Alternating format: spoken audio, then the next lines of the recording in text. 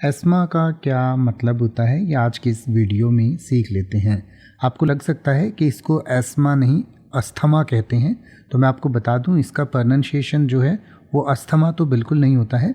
इसके दो प्रोनाउंसिएशन होते हैं। जो ब्रिटिश इंग्लिश है उसमें इसको अस्मा कहा जाता है, स की आवाज़ आती है, और जो अमेरिकन इंग्लिश है उसमें स की जगह ज की आवाज़ आती है, यानी कि अज़मा अज़मा। तो ब्रिटिश इंग्लिश में हम कहते हैं अस्मा, अमेरिकन इंग्लिश में हम कहते हैं अज़मा।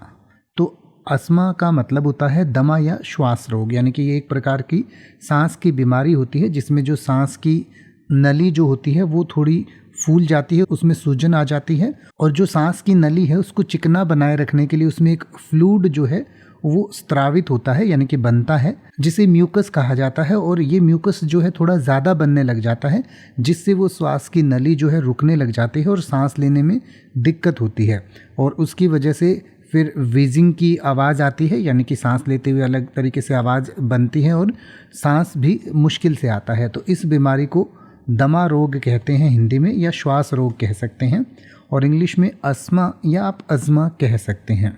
तो जैसे कि अगर आप ये कहना चाहें कि उसे दमा है या दमे की बीमारी है और सांस लेने में परेशानी होने पर वह इन्हेलर का इस्तेमाल करती है, तो आप कह सकते हैं she has asthma and uses an inhaler when she has trouble breathing.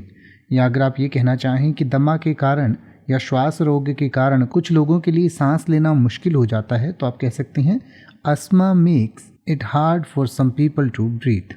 अब आप ऐसे ही किसी भी वर्ड का मतलब हिंदी और इंग्लिश में YouTube पर सर्च कर सकते हैं, आपको मेरी वीडियो मिल जाएगी जिसमें आप बिना किसी फालतू बकवास के सीधा उस वर्ड का मतलब समझ पाएंगे। तो ऐसी ही वीडियोस को देखते रहने के लिए चैनल को सब्सक्राइब करें और बेल आइकन को प्रेस करें।